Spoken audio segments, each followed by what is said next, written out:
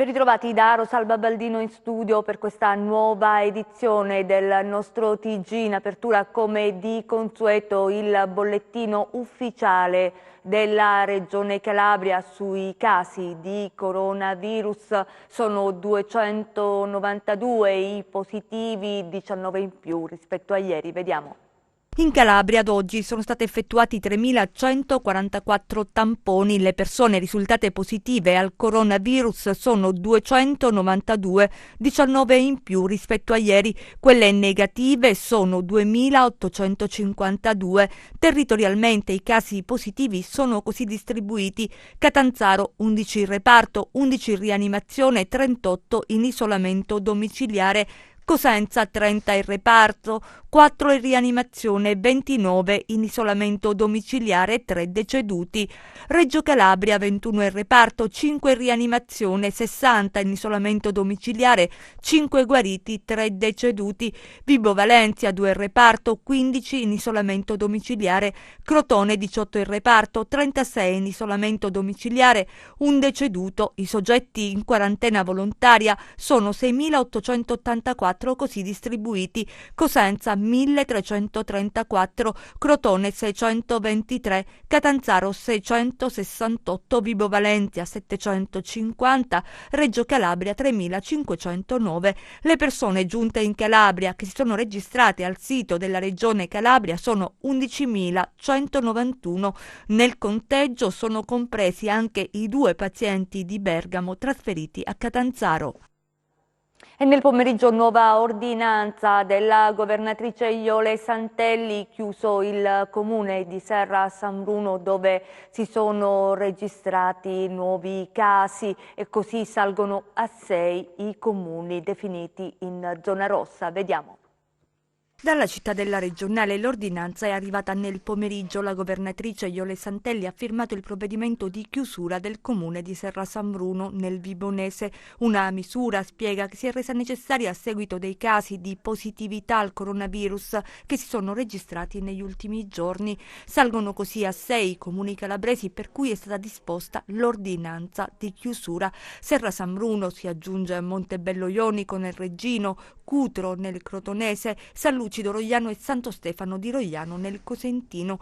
Per i cittadini di questi comuni c'è il divieto di allontanamento dal territorio comunale, così come il divieto di accesso, insomma non si può uscire né entrare. La sospensione poi delle attività degli uffici pubblici, anche se viene garantita l'erogazione dei servizi essenziali. Unica deroga è concessa agli operatori sanitari e sociosanitari, personale collegato con l'emergenza e i commercianti le cui attività sono considerate primarie. Per tutti si ribadisce l'obbligo di utilizzo di dispositivi di protezione individuale. E i sindaci sono davvero in trincea, lanciano appelli, hanno poco personale, pochi mezzi, chiedono il supporto delle istituzioni. Sentite questo video messaggio che ci ha inviato il sindaco di Carolei. Siamo nel Cosentino. Sono stanco di lavorare 24 ore al giorno per tutela dei miei cittadini, per controllare il mio territorio, senza però né mezzi né uomini. Io ho a disposizione un solo vigile che grazie al decreto Cura Italia sarà in comune solo lunedì e mercoledì, con un comando dei carabinieri formato da quattro uomini che sono insufficienti per controllare l'intero territorio e la sicurezza dei cittadini. Sto chiedendo più pattuglie, sto chiedendo l'intervento dell'esercito, sto chiedendo qualsiasi aiuto sia al prefetto sia al ministro, ma finora nessuna risposta. Sarò costretto, in caso di mancata risposta ancora alle mie richieste, di blindare il mio paese usando quelli che sono i New Jersey in cemento. E dopo l'ordinanza emessa dal governatore Santelli che blocca l'esodo verso la Calabria, arriva l'appello dell'area nord da parte anche qui dei sindaci che chiedono maggiori controlli sulla 2 del Mediterraneo e al confine con il Tirreno. I primi cittadini hanno scritto al prefetto. Vediamo.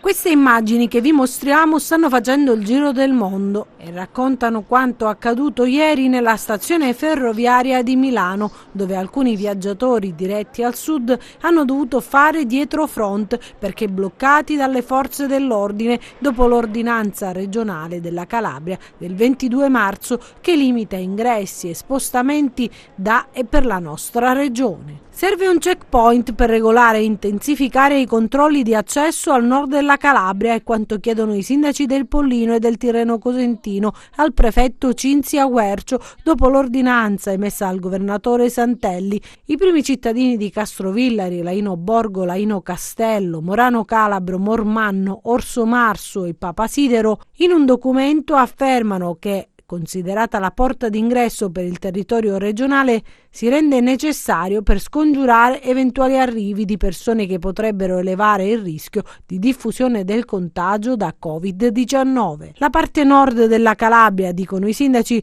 risulta essere la vera frontiera di ingresso al territorio regionale, tanto negli accessi strategici del Pollino sull'autostrada A2 che sul versante tirrenico. Visto il numero esiguo di agenti di polizia municipale a disposizione, bisogna attivare i controlli utilizzando agenzie private al fine di rafforzare il territorio e arginare eventuali ritorni al sud dopo la chiusura di fabbriche e cantieri nel nord Italia. Ove non fosse possibile l'utilizzo delle agenzie private, concludono poi i sindaci, si richiede di intensificare la presenza sul territorio delle forze dell'ordine e di prevedere accessi controllati nei comuni indicati.